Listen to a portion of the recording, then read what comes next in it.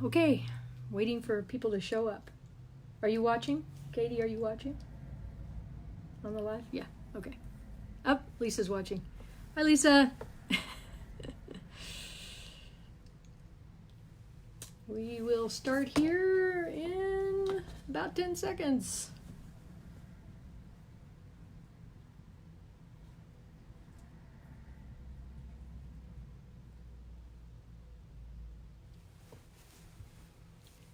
There we are. Yes, here we are.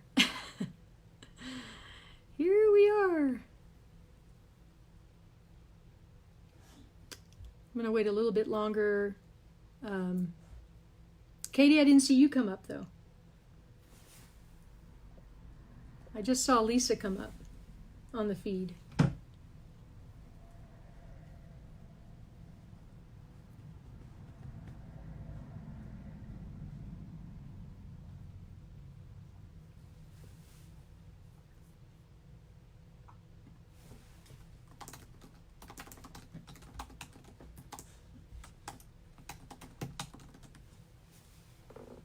Oh, okay. So you can, Lisa, you see that Katie's watching? So far, you're the only one that's popped up, Lisa, that I can see.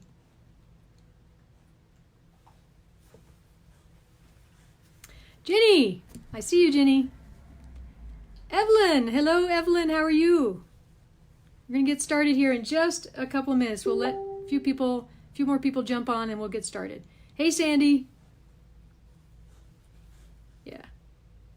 So we'll just wait. Yeah, Ginny's here too.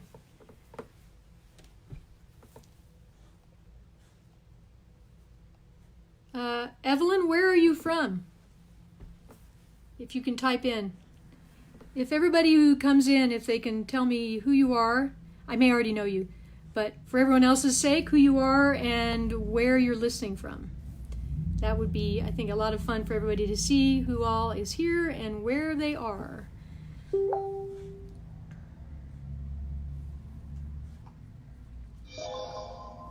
Okay, I'm going to go ahead. Saint-Lazare, Quebec. Awesome. Wonderful. So we have, and Sandy's from Ontario. We have people from Texas and Canada. Georgia. I think, Sophie, you're in Georgia. Yes. So we're going to go ahead and get started. I just want to introduce myself. My name is Isabel Farmer, and there's Katie from Beaconsfield, also Quebec. I am the Vice President of the IHA, and I want to welcome you all to this first broadcast, live broadcast with the IHA, and Don Jessop of Mastery Horsemanship, who will be joining us here in just a moment. Hi, Kathleen, South Dakota. Yep, Sophie, you're in Georgia. I'm super excited about having Don on tonight. I think he's got some really great information to share with us. And of course, the IHA is all about relationship-based horsemanship. And when we talk about relationship-based horsemanship, what we're talking about is the relationship we have with our horses, but also the relationship that we have with one another. Because we believe at the IHA that the better the relationship that we have with one another, and the more information that we can exchange. Hi, Kathy. Hi, Denise. The more that we can exchange this information with each other, the better our lives will be and the better the lives of our horses. Hey, Andrew. How's it going? Yes, Kathy. Kathy is in Houston.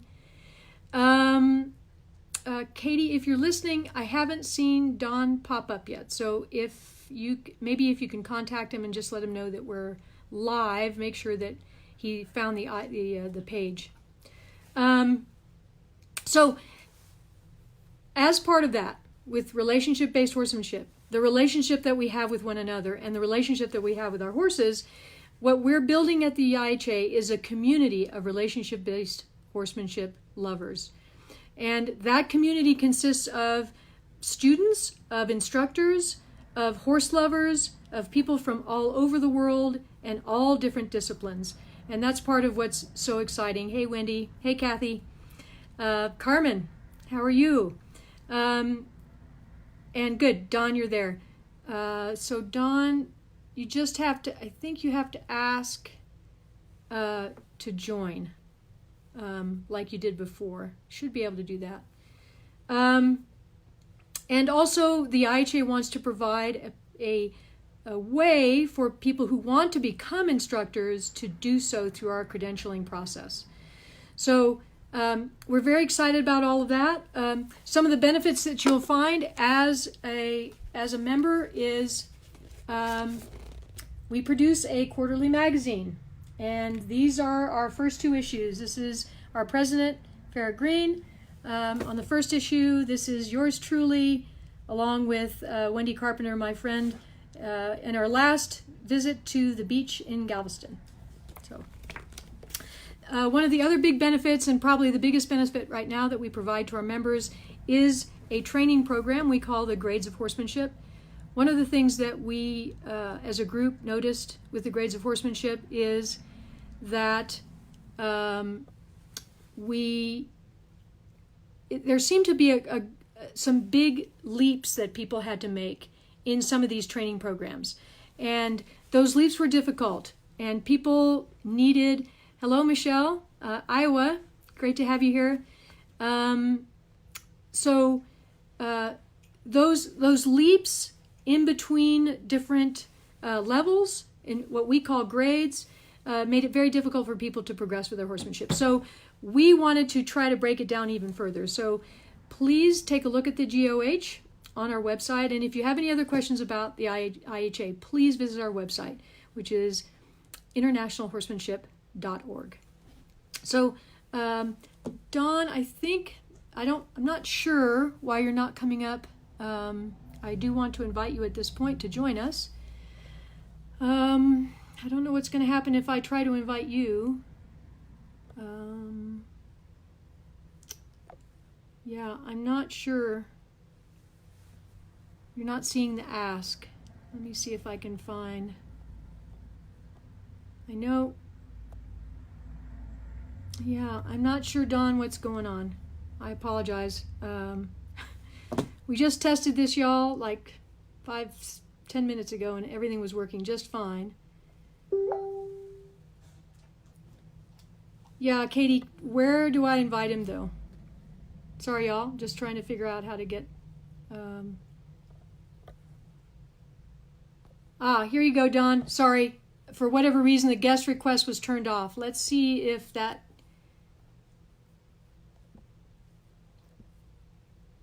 Let's see if we can add you now. And Don, you are on your phone, right? Yeah, we talked about that.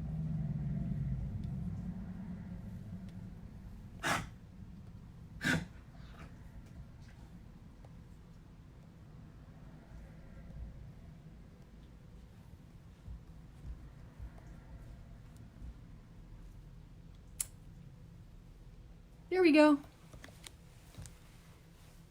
Should be joining us now. Now. There he is. Look at that, we did it. That's awesome. Okay, everybody, this is Don Jessop of Mastery Horsemanship. Welcome to our live broadcast, Don. So happy to have you here. I'm really looking forward to the information that you're going to be sharing with us tonight. If you would, because not everyone knows you, could you tell us a little bit about yourself, where you're from, how you got started with horses, how you decided to make this your lifelong pursuit? Ooh, good question. Can you hear me okay? Yeah, I can hear you great. Okay. Well, how do you take a long story and make it short? I'll tell you the emotional bits. I stood on the top of my brother's feet. He's much older than I am. And I was just a little kid. And I couldn't stand on the cold grass because I was barefoot. And we were watching this baby horse come to life, come right out of mama. And something snapped in me. I was just a little kid. And I thought, that is one cool animal. I want to be a part of that animal. And then my teenage years, so fast forward, I got into riding. I got into endurance riding, actually. I started galloping all over the Northwest, and I met a horse that said, "You don't know enough." And I got it. That's when I really got into training. I dove into training. That's the shortest version of that, like how it just caught hold and started a fire in me. But I will tell you one very brief story, kind of in the middle of all that, where I met a horse that did not want to be caught. He couldn't be caught. He's a young horse. Nobody could catch him. And I thought, I'm going to catch him. And I'm 16, 17 years old, and I go into this pasture where he is. It's a small paddock. And I go to catch him, and I go to corner him and push him into a corner and try to keep him from escaping from the corner. And I sense that he's starting to shiver. His muscles are starting to tense and shiver. And I just thought, something's weird about this. I know it's just a horse, and who cares? It's just a horse. But if I felt that way, I wouldn't like that. So I backed off. I actually turned around and went to leave. And that little horse followed me as I left with no halter on his head. And I thought, oh, there's something to this. This is cool. So it was a pretty exciting little emotional moment for me that kind of snapped me into this training mode. After the endurance riding, I found another horse that said, you got to learn more. And I dove right into Monty Roberts. Went to several of his seminars, bought all of his books. John Lyons did the same thing, and then Pat Pirelli. And with Pat Pirelli, I studied with him for about 7 years. And when I say study, that's not the home study course. I lived with him. I literally lived in their house with them for 4 of those years. They had a great big house in Florida that my wife and I shared an apartment in one of the a separate kind of apartment from the house. But we always say, look, we got to live with them. We got to eat dinner with them. We got to share every moment of our lives with Pat and Linda for me for about 6, 7 years. For my wife was about 8 years. And so we dove headfirst into the Pirelli thing. We got to drive all over the country. I've been in all 50 states. And I absolutely fell in love with this idea that we could connect to the horse, but more importantly, that we could connect to the people who were horse people and kind of change the world, because the horse industry's changed so much. We don't need horses anymore for industry. We need them for us, for our emotional well-being. And that means we got to take a special interest in them, a special care for them, from my perspective. Fast forward another 4 or 5 years, and I actually left Pirelli. I decided to create my own program. I actually wrote a book here, share it with you later. It's called Leadership in Horses. Mm-hmm. And I wanted to, I've written lots of articles. You can look at this. I have articles of why I left Pirelli, and there's no bad juju between us at all. It was all good. Everything was really, really good between us. I just felt like I had something in me that was my own, and I wanted to share it, and I wanted to reach out to the world, and it's given me the freedom to do just that. I'm very, very grateful for all of my mentors. I've had thousands upon thousands of hours studying with the best horse trainers in the world, not just Pat Pirelli, but Walter Zettel and some of his top students, some of Linda Pirelli as well, who's an extraordinary mentor for me, and of several of my colleagues from Europe, from Switzerland and France, are fantastic instructors. Mm-hmm. So in all of this, I discovered there's something unsaid in the horse world. Everybody's looking for a technique. Everybody's looking for another principle. Everybody's looking for this thing that's going to help them get from point A to point B. And I realized that the really, really, really good instructors out there are doing something that they don't even know how to tell their students they're doing. They're stuck, the instructors are stuck in a world of teaching technique, saying, if you just do this, it will start to work out. And I realized, what are they doing that they're not saying? And I really started to pay attention to this. It's kind of my nature to pay attention to what's not being said. And that's where the Leadership in Horses book came out. We talk about the 4 Bs, the 3 things that the leader does before they even begin teaching a skill set. And we'll get into that in a little bit. And that's where it all comes from. That's my history. You know, it's pushing nearly 20 years in this world. And I have to also thank my wife, because my wife is an incredible horsewoman and instructor, and she's very, very talented. And I guess I'm lucky, is what I have to say, is I'm like the luckiest person in the world. I didn't just decide to have all these things in my life. Many of them were given to me. But with my wife and I, we get to see each other ride. We get to see each other on video. We get to coach each other to take it to the next level. And that's where a lot of my skill sets come from. So I have to thank her as well. Where should we get started? Well, I want to tell everybody that one of the things that we're going to be doing tonight is a giveaway. And that giveaway, thanks to Don's graciousness, is one of his books, which is pretty darn exciting. So, but here's how you have the ability to do that.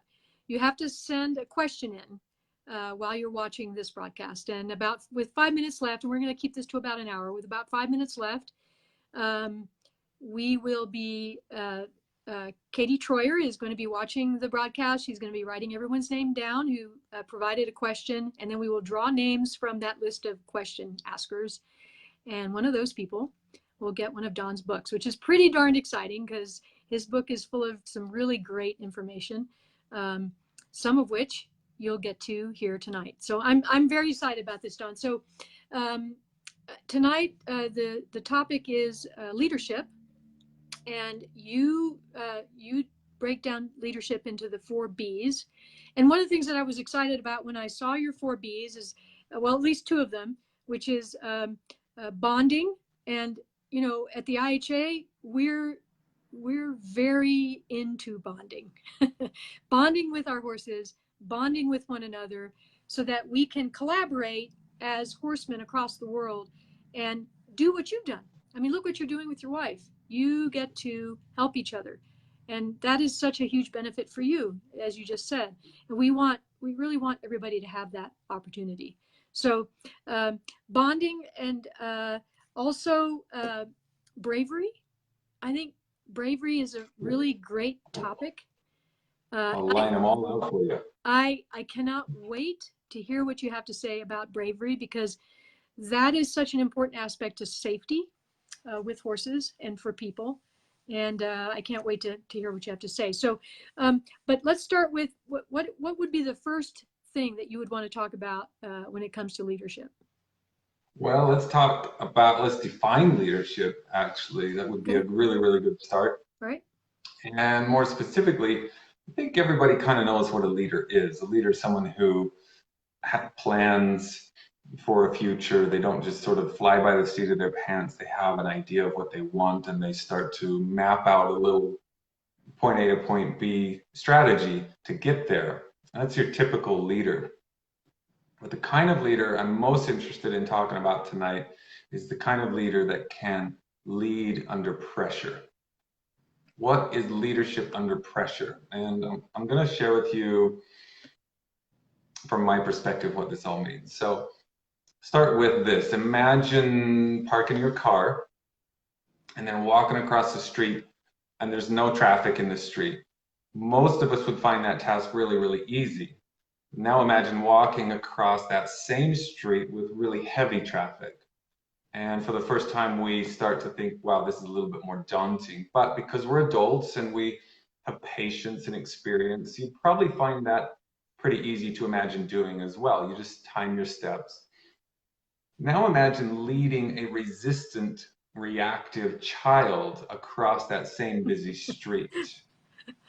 And that's what I mean by leadership under pressure. Mm-hmm. And that's what it's like to train and work with a reactive horse in exciting environments. Anybody can lead a horse through a tough situation when the horse has already been there and done that, or when the sun is shining or the horse is tired. But can you be a leader when the horse is losing his mind?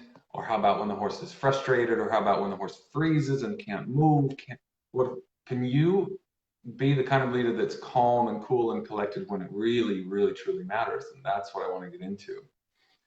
So to help understand this kind of leadership, I just want to take a second to, from my perspective, again, redefine leadership. Leader is not someone who is lucky. strictly lucky. They do get lucky. Everybody gets lucky, but that's not how you define them. They are gritty, not lucky. They're gritty. A leader is not someone who is merely friendly, but someone who is more fatherly or motherly. Parents can be friends with their children, but there's this special other element in there. Someone who loves regardless of the condition, but is present and experienced enough to know where the boundaries have to be set, and smart enough to know that there is a future that holds challenges that haven't been undertaken yet. And in that light, will take steps to address potential future hazards.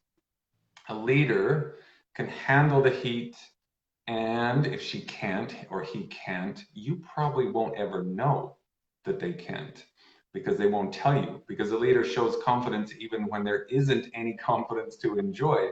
A leader trains his followers to handle the heat too. In other words, I train my horse to be able to handle the heat. A leader is patient beyond normal, willing to persist and endure tedium. That's an important element right there, like no one else. And true leaders are inspiring to be around. You've probably met one or two in your life. You can probably think of a couple of people you think, wow, I really look up to that. They make everything seem possible, and sometimes they even make it look too easy. And I say the word too easy because you think, oh, I could do that too. And you can. There's just an element of grit and patience and determination and persistence that you have to adopt to be able to do that thing. You can learn to be a true leader when, this is the cool part, when you start to see that the pressure situations that you're afraid of are the perfect training ground for you to dive into. Yeah. And they are everything you need to proceed. So let me give you a couple of stories, a couple of personal stories. I have a friend, a very dear friend of mine named Joe. Joe was a passionate, really driven person as a teenager, is still, not doing horses anymore, but just to give you a little perspective about Joe. As a teenager, that's about when he got into horses with me. We did the endurance thing together. He wanted to be numero uno. He wanted to be the best endurance rider in the USA. He was driven enough to do it, but his driven personality had its own problems, especially when his horse didn't do what he wanted. And that's when Joe became a little bit abusive. He'd lose his temper. Once I saw him get off his horse and kick his horse dozens of times right in the gut before he got back on. Wow. And Joe's horse, here's the ironic thing, could do almost anything he wanted. He could jump the moon if he told him. But he hated and he feared people. He would resent people. So Joe was not a leader in the father sense. He was more of a dictator or a slave driver. Not purposefully. He's a very, very close friend of mine, and I know him personally. So this was simple ignorance. He didn't know better. He was trained by previous people before him that didn't know better. So he saw the horse for what he thought it was. The horse was just a vehicle to help him win an award, possibly some recognition from parts of his family who might have been critical towards him. I'll tell you another story. This is Callie. Callie was kind and sweet, super sweet, chocolate sweet. Her horse was absolutely in love with her. Every time Callie showed up, her horse came running to her. And as rich as Callie's relationship was, her horse couldn't really do anything. Every time Callie asked for something challenging, such as walking through a small stream or just simply going across a bridge, her horse would resist and Callie would give up, often even get off and turn back home. She figured her horse would eventually find the confidence needed to get across that threshold. And her ignorance was blissful, but she was also not the kind of leader we're looking for, of course. As the years progressed, her horse actually regressed. The bond remained, the horse loved her, but the confidence, it waned until the day that her horse died of old age. And I know this horse and I know this person. Callie was not the leader in the mother sense. She was a noble friend to the end, but never found the courage to support her horse in high pressure situations or even medium pressure situations. So in the middle is where we need to be. In the middle of these two stories lies a perfect centered human being. Joe had clearly taken his authority too far and Callie had given too much away.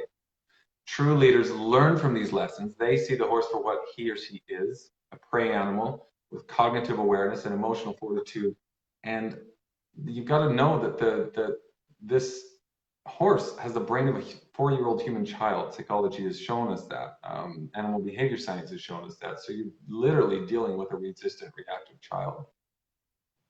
So when a horse is calm and responsive, the leader persists passively to get results. But what do you do when the horse becomes reactive or non-responsive? And that's when the leader stands strong and stands firm and patient and sometimes even strict.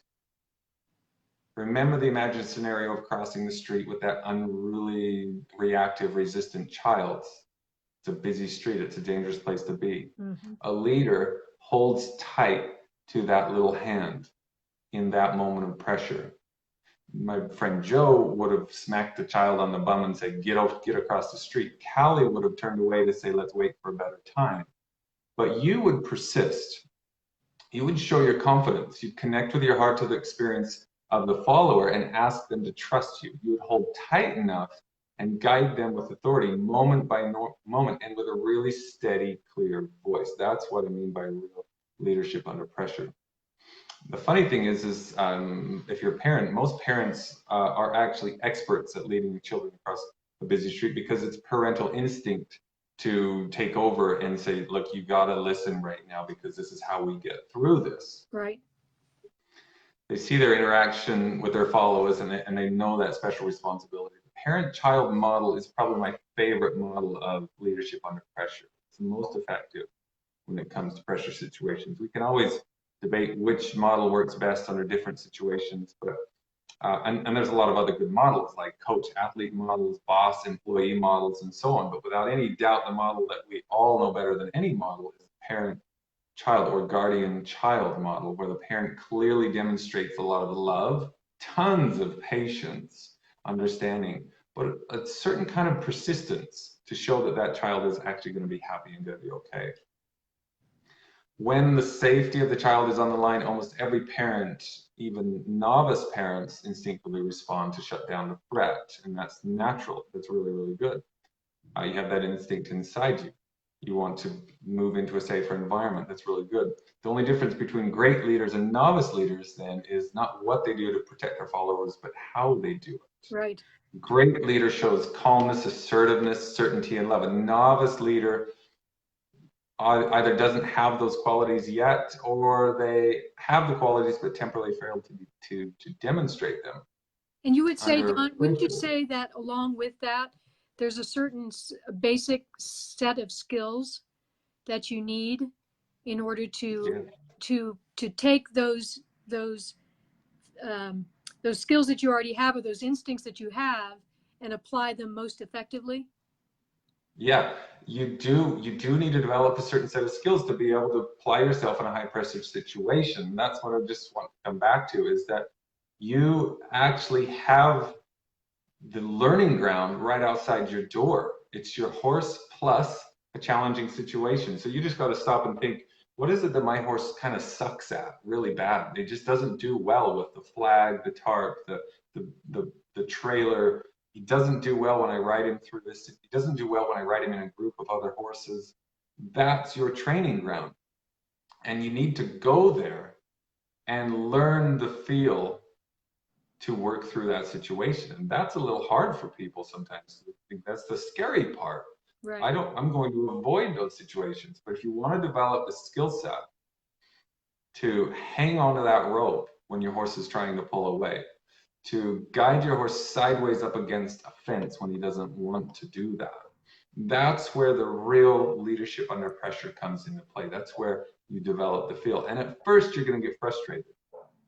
And at first, you should, and we will talk about the skill sets that you could, well, conceptually think about, but ultimately develop even without your horse. You can start to become this sort of person that follow these simple rules, and then when you're actually with your horse, then it's much more effective. You're much more effective.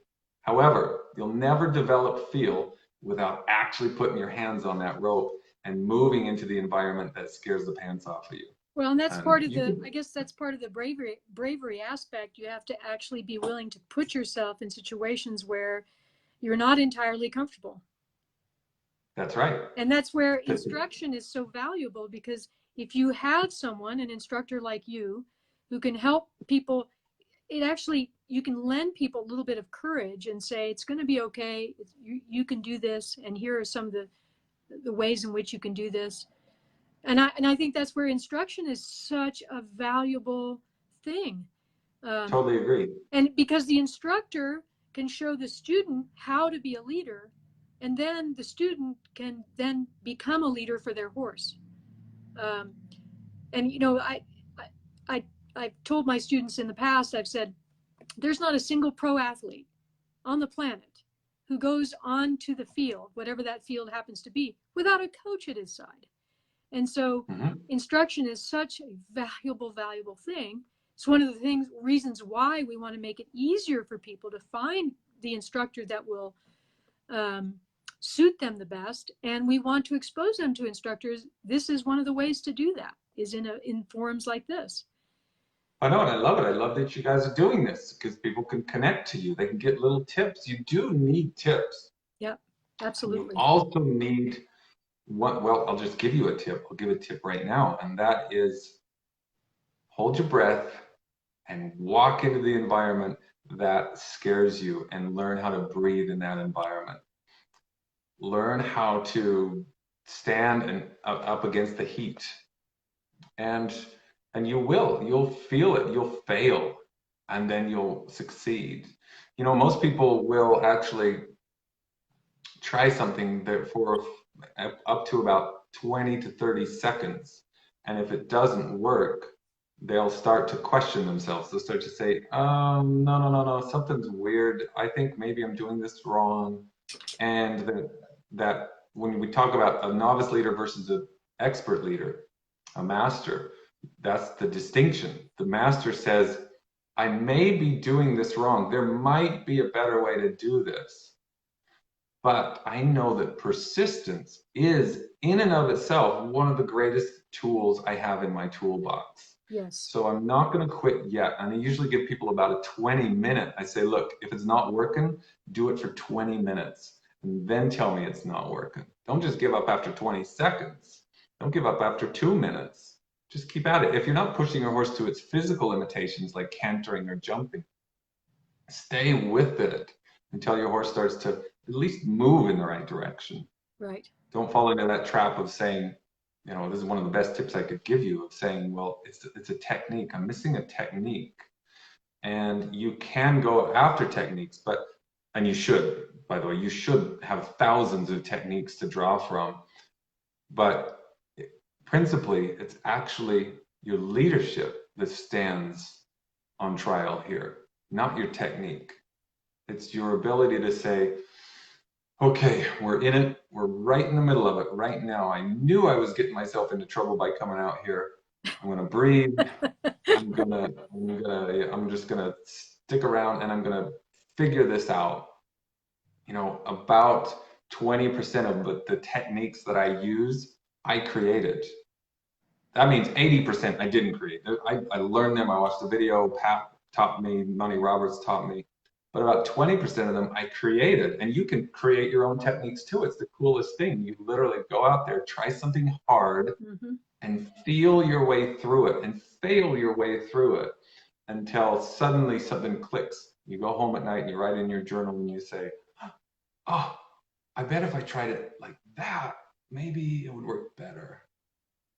But you have to stay there long enough and experience enough of what your horse is trying to tell you to get those kinds of moments. That's right. That's right. To have those kinds of insights, you have to spend enough time together to develop that relationship that will tell you those things that you dream up when you're sitting, you know, in bed at night, or writing in your journal, or just reliving the experience, and then not getting down on yourself because it didn't work out maybe just exactly the way you wanted, but being up about yourself because you stuck it out and you're trying and you're doing your best. I love it. You're absolutely right. Stay up, stay positive. Okay, go ahead and be negative for a little while. That's human nature, but don't stay negative. Don't stay there. Yeah. You know, I talk about not staying in a place. It's okay to go to a place. It's just not okay to stay to a place. Stay in a place. Lingering in a place of despair or failure isn't good. The cool thing about the horse is that they're so forgiving. They will absolutely forgive you. You could have the worst technique. You could ask your horse to go forward by pulling on the reins. You could literally, you could pull on the reins and teach them to go forward when you pull on the reins. That's like the worst technique in the world, but they could learn it and even feel rewarded for it. Maybe that's all you knew. You came off a racetrack and that's how you get a horse to go is by pulling on the reins. I don't know. The point is, your horse, if we'll talk about the 4Bs in a second, if you bond with them, they will start to see you as just this weird person that has these weird communication tools and okay, I guess, but at least I feel like I can trust you and we'll get through this. Yes. There are some generic techniques that kind of go across the board, but I'm careful not to teach those because, I'm sorry, I do teach those. I'm careful not to highlight that as my program because people adopt a technique as how you do something. Yes. Rather than actually, no, that's just one way to do something. There'll be a Yes. dozen other ways to do the same thing. So there's the concept of what you're talking about, and then there are the ways in which you apply the concept. And those are the Right. techniques. But the concept, the overarching concept needs to be there because from the concept is how you make all your decisions. It's actually how you might even develop your own techniques. And so that's why I find this idea of the 4Bs very intriguing, because to me it looks like conceptual, something that's conceptual under which you can apply your techniques. Yeah. Well, cool. You want to dive into them? Yeah, let's go. Let's do it. Okay, here we go. It's actually C, the letter C plus the 4Bs. C stands for connection. C is what you do before you really do anything. You go out into the field and you ask your horse to look at you, you put a halter on. That's the basic connection activity. So I'm gonna go put a halter on my horse, I'm gonna connect. You can't really start boundaries, which is the first B, without connecting at some level with your horse. So you walk out, you make eye contact, you're connected, and your game starts. But every really, really, really great horseman, the masters, again, they do this without even telling their students what they do because they get stuck in the idea of techniques. They say it's the 7 games, it's the training. I forget what Walter Zettel called it, the schedule of training or whatever. It's this formula that will get you from point A to point B, and it will get you from point A to point B. But what are they doing before they even have that conversation with their horse? Mm-hmm. And it starts with boundaries. Boundaries are something that you have to set up front. You don't bond with a horse first. Big mistake to bond with a horse before you have boundaries. Because if the horse is not responsive to you in some minor safety kind of way, you're actually bonding with a disconnected animal. You're actually petting and grooming an animal that actually isn't necessarily connected to you. You might be looking off into the environment and you're scratching on his tail, and then all of a sudden he kicks you and you think, what the heck, I thought we had a bond. And so we start with boundaries, and boundaries are really, really, really simple. You need to show your horse where the space between you and he ends, and the space at the end of the rope, and your right and left directions. It's really, really directional. It's like, okay, you're too close, so back off. Now you're too far away and you're at the end of my rope, so please come forward. Okay, now you're too far to the right. Now please go neutral. Now you're too far to the left and go neutral. So we just develop those skills. In my book, I talk about how to develop that skill. Wiggle the rope and use your stick and push the horse backwards. Now pull them to you. Drive them to the side, to the left, and to the right until that gets really kind of second nature for you. It gets easy for you and for your horse to be able to do that. And then once that's set up, now you can bond with your animal. Now you walk in and say, thank you for being a responsive animal. Now I'm going to take the next 5 minutes or 10 minutes to bond with you. I always say that bonding and boundaries should be equal. the amount of time that you spend correcting your horse should be equal to the amount of time you spend bonding your horse should be equal to the amount of time you spend correcting or training your horse. So bonding to training ratio should be about 50-50. You see leaders who, like my friend Joe, who did too much training and too little bonding, his horses hated him. And then you see Callie, who did too much bonding and too little training, and she couldn't do anything. So there's this balance you have to take. You want to make progress. So you spend 5-10 minutes setting up the boundaries, and then you connect with your horse on an emotional level, and you start bonding with them. You scratch them, you rub their 6 sensitive areas, their eyes, nose, ears, tail, underbelly, and feet. And you really get in and you say, look, I love you, and I love everything about you, even your weird little ears and your cute little eyes and your twitchy little nose and your tail and under your tail and your feet. I just love every inch of you. And you show that. And the cool thing is, lots of horses who are like head shy, if you come at them with a bonding attitude, they shift and they're like, oh, I think I can trust you touching me now. You're not trying to put a bridle on me. You're not trying to train me. You're actually trying to connect with me. And I like that. So bonding comes after boundaries, but bonding and boundaries last all the way through everything you do. So I just kind of plant the seed in my book. I say, do this first, and then do this second, and then do these always. Do those first two things always. Imagine sending your horse on a circle and he steps too close. Should you keep circling or should you reset the boundary? Or imagine circling him and he pulls out at the end of the rope. Should you prioritize the circle or should you prioritize the boundary? And really, really good leaders always prioritize that boundary. And that's what they don't tell you they're doing. It's really interesting to me that this is still kind of new in this world. A great horseman. Do you think they don't tell you because some of that is instinctual for them and they haven't actually verbalized that, but it's something that they just instinctually do? That's exactly right. And I actually catch myself when I'm teaching.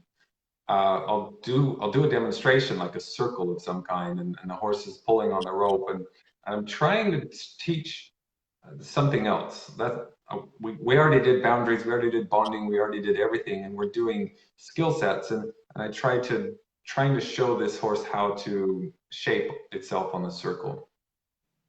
And I finish 1 or 2 circles, and I stop and I look at the audience and I say, I have to pause and I have to tell you that I'm withholding information from you.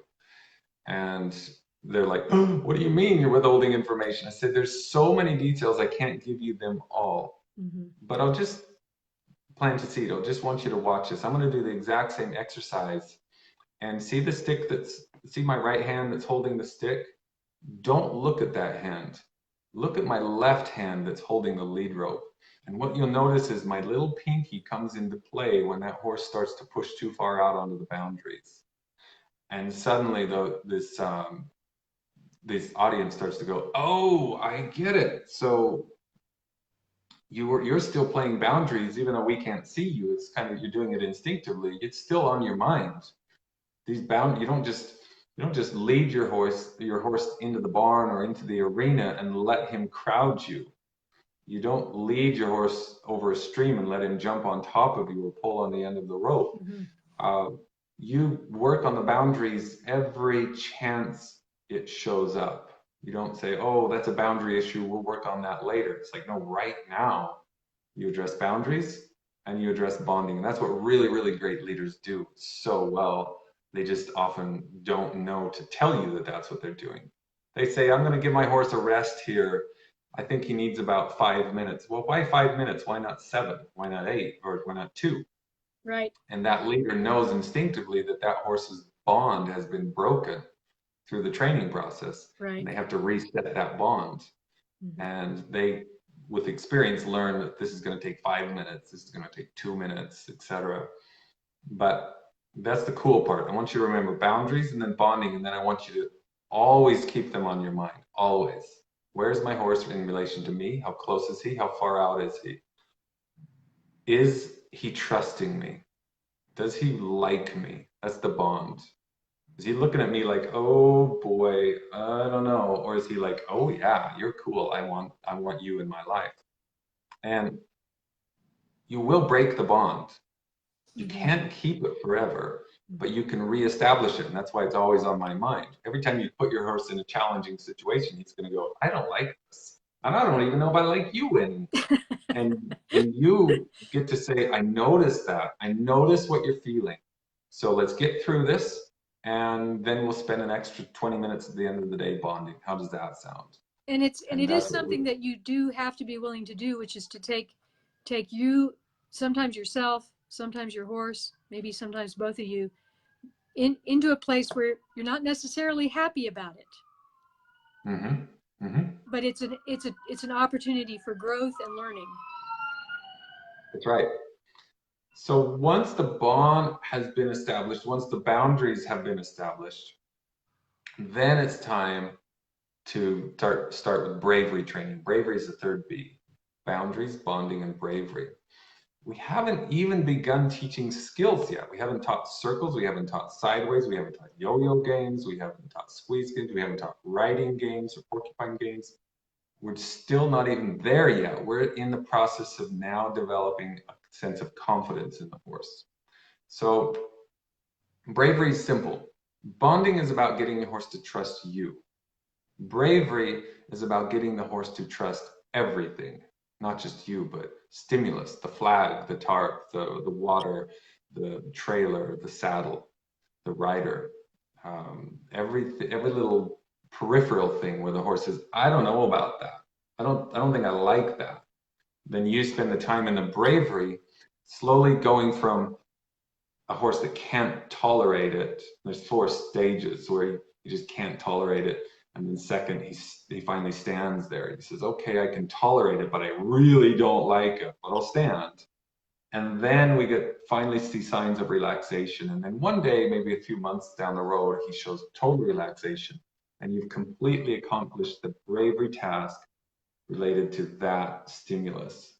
And really, really good master trainers are constantly looking for stimulus to bother their horse, almost hunting them out. Like, I wonder if my horse would react to the flag. Huh. I wonder if my horse would react to a rope around his leg. I wonder what would happen. I wonder if my horse would react when I poked him in the belly. It's not a very nice thing to do, to poke your horse in the belly, but what if you're riding and a stick And you branch pokes out of the accidentally, tree? or you're just clumsy. I mean, because Yeah, you're just humans are clumsy. clumsy, right? Plump.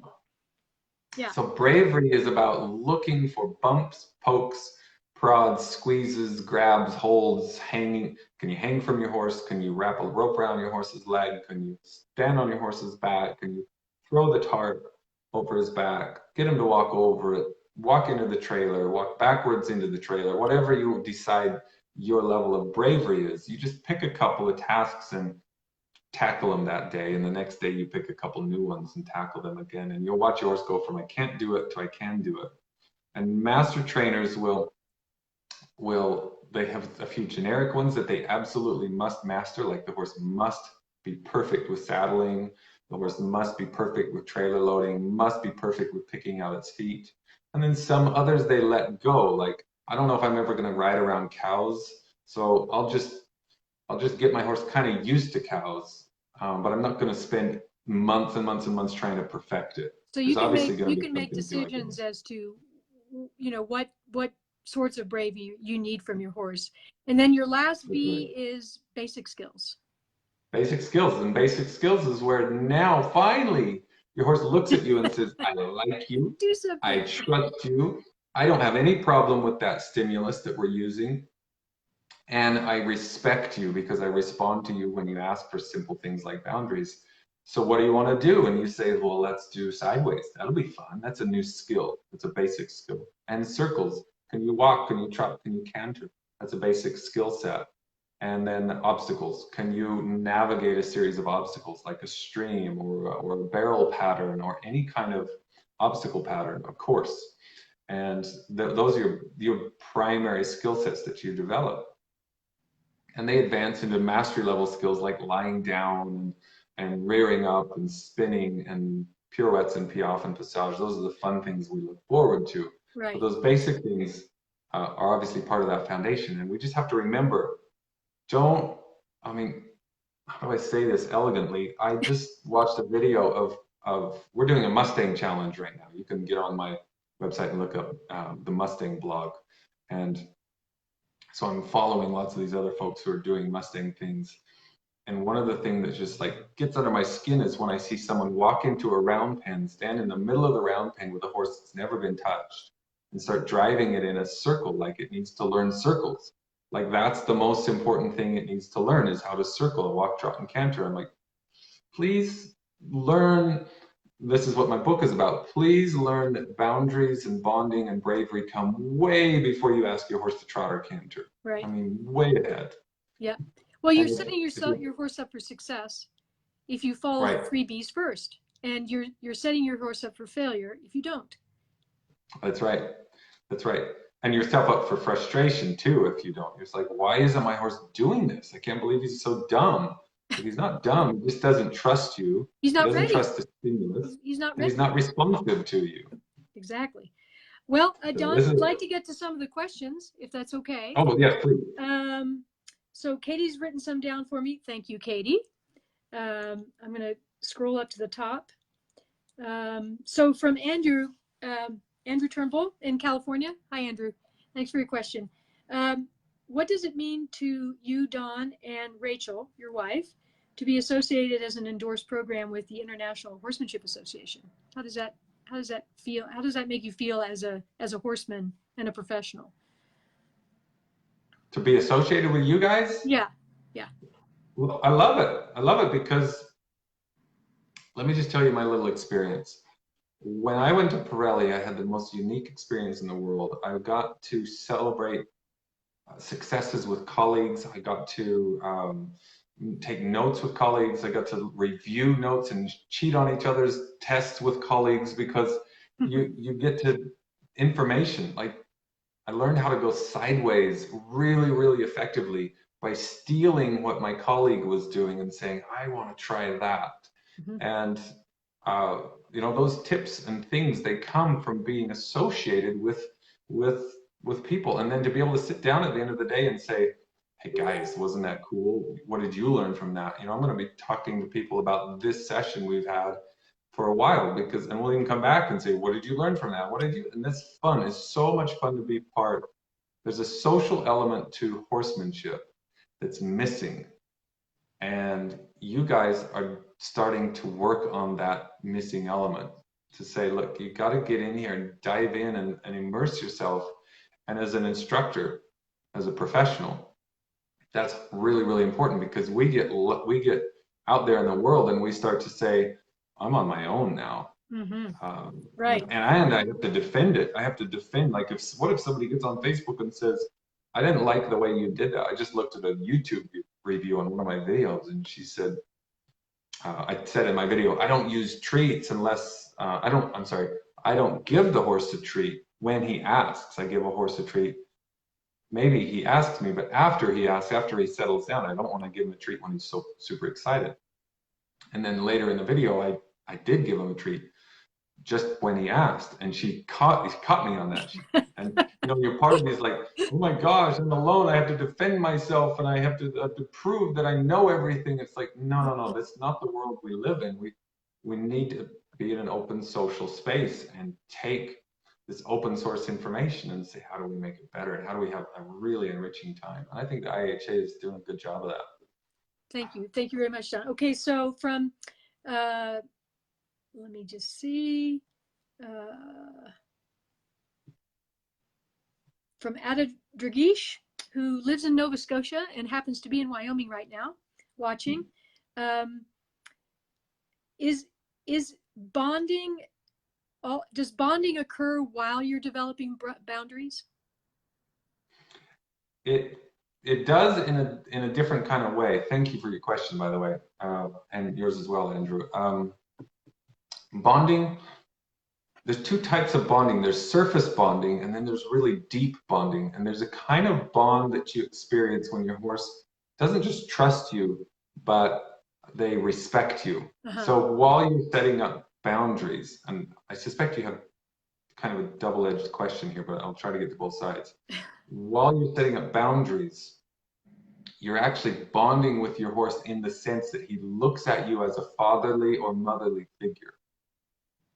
There's something about the mother or the father that says, or the coach that says, you got to do this, and you resist, but then there's like this rapport that's built where you say, I did it. You said I could, or I said I couldn't do it, and you said I could do it, and I did it, and I thank you for that. And of course, on the surface, you're also bonding when by just saying thank you for backing up, thank you for not pulling on the rope. You might even reach up and just touch their nose and say thank you. Sure. But you're not diving into deep bonding where you really scratch and rub and getting this, when you dedicate a good 5 minutes to it. Not until boundaries are pretty well set. I hope that answers your question. It's a great question. And thank you for your answer, Don. From Michelle Henricks, I hope, Michelle, I pronounced your last name correctly. Michelle says, I'm an instructor to young students on my personal horses, teaching basic horse riding and knowledge of horses. What would be your goal in number of lessons, days or months, in teaching these students the 4 Bs when all they want to do is ride a horse? Oh, that's so good. That's a really, really good question. If all your students want to do is ride, you kind of have to comply a little bit with your student, otherwise you lose their business. Yeah. But there is a way to plant seeds along the way. And I love doing this. One of my students will be riding along, and their horse gets a little spook, a little afraid, and they grab hold of the hindquarters and they pull on that indirect rein, and that horse turns and faces the scary object. And I notice it, and I say, great job on your boundaries right there. You didn't let that horse run off out of the space. You kept him in the space. Mm-hmm. And I just say, fantastic job on your boundaries. And I plant this little seed, and they're like, boundaries? Huh, I don't even know what that is, but cool. And you slowly get to integrate these little pieces of boundaries. I also test my students. I love testing my students. So in my clinics, I'll say, let's do backing up. Let's go side to side. Let's make sure your horse can come forward off the halter. And then I say, now partner up with each other. So there's 2 horse people and 2 horses. And I say, one of you is going to pretend like you're a windstorm. You got the carrot stick going and throwing your whip around, and it's making noises. The other one has to make the horse that you're leading your horse, right? So you got to make your horse stand still under that high pressure situation. And it's a big, big challenge, because people are like, oh, I need the stimulus to go away, then I can control my horse. And right. I say, no, what we're doing right now is boundaries. This is boundary training. And once you get it, you're going to love your new horse that you have at the end of the day. Excellent. It's a great question. Sprinkle it in. Just sprinkle it in. Fun little games and tests to see just how good. Oh, the other one, last one on that. Oh, yeah. Bonding. I play a game of dirty hands. We call it the Dirty Hands Project. I say, I want to see who can get the dirtiest hands while brushing and grooming their horse in every weird place. And I'm going to give you a reward for that. I have a blue ribbon for the dirtiest hands, or I have just a special thank you, a good shout out to you. So I'm a thumbs up.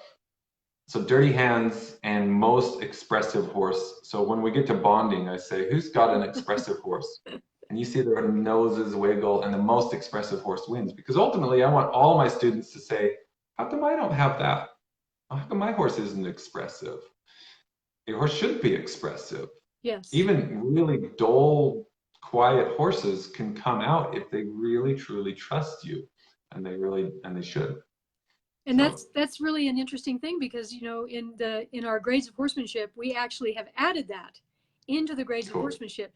Scratch your horse and show us that he knows he's being scratched, that he is enjoying it. Because it's got to be there. It's got to be there, right? It just has to be there. Mm-hmm. Okay, we're going to take one more question. Then, Katie, if you can draw a name.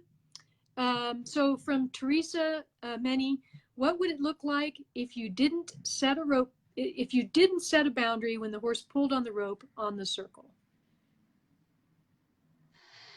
Your horse would learn to pull on the rope, and it would get worse and worse, in the sense that he will not connect to you. He'll just lean on the rope. He'll pull his shoulder out on the circle, pull his head out on the circle. Ultimately, it's just, you're really going to have struggle cantering with this horse on the circle, because he's always pulling on the end of the line. Mm-hmm. You would never be able to do liberty, where you take that halter off Mm-hmm. and work with your horse, walk, trot, and canter at liberty, and he stays connected to you. So not setting a boundary has some pretty big ramifications if you know where the program goes. Like, how far can you go with a horse? It's beautiful levels of progression and mastery towards, you name it, lying your horse down, doing liberty, Spanish walk and piaffe and passage, multiple horses. Or even just talking about, you're even just talking about the circle itself, where the horse can be beautifully flexed, both vertically and horizontally. That's right. Focused. That's right. Focused on the center.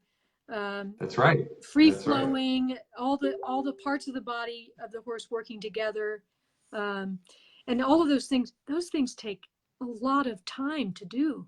But without it, like what you're saying, without a boundary, if they can't, if they don't know where that boundary is, they can't possibly flex their bodies within that space.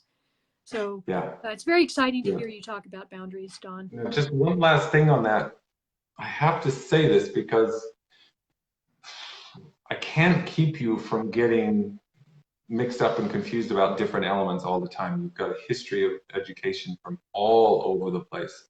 Sure. So to avoid that, I'd just like to say, when you're setting boundaries in the beginning, it's kind of a dedicated process, like 5 to 10 minutes for the first week. Every day for the first week, you just go out and you say, back up, go to the left, go to the right, come forward, and it gets really, really soft.